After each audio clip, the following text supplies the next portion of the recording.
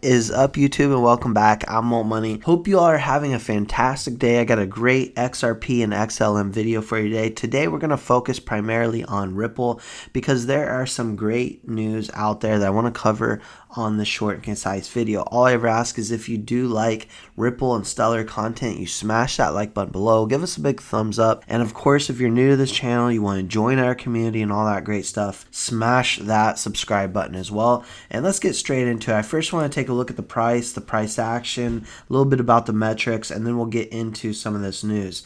Now we can see that as we look at XRP price here, down about 1.9%.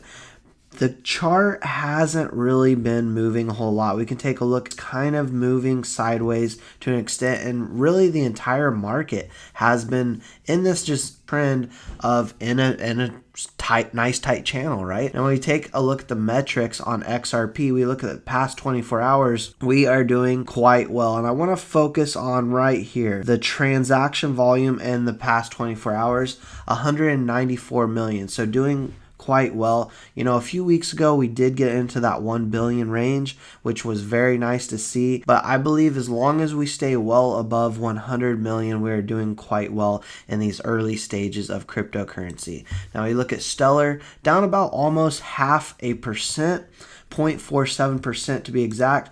Chart is moving about like Ripple, and you can see that. You can see the XLM and XRP both moving mostly sideways. We can look even the past 3 months, you know, in a nice tight channel, upward and downward movement, of course, but I know that we are all waiting for that verdict on the SEC versus Ripple case, and understand that it is getting much closer.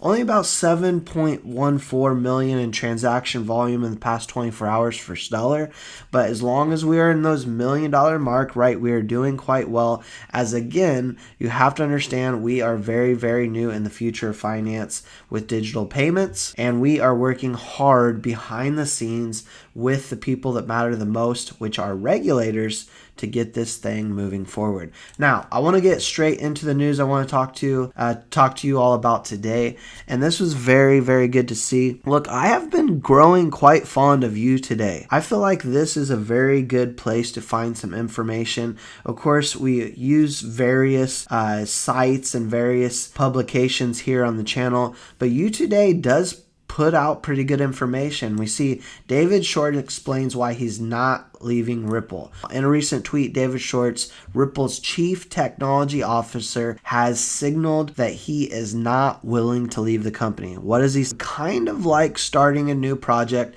but he goes further to say that, look, XRP, he says, Ripple's $1 trillion man, and that's where you see it in the headline there, $1 trillion man. He knows what Ripple is capable of. They really do have, so to speak, the first mover advantage, and what he has right here in the early stages of cryptocurrency and really the new internet, right, Web3, he understands that there's not going to be anything like it, and he could, as he said, work, 50-hour per week jobs. I wish I worked 50 hours. I work much more than that, but he just doesn't feel up to that anymore, and he sees what's happening with Ripple, and he sees what the writing on the wall is, so to speak, that this company is going nowhere, that once we do beat the SEC, this is going to take off in a large way. Now, obviously not financial advice, not a financial advisor, but he understands this is where the trillions of volume is going to come into.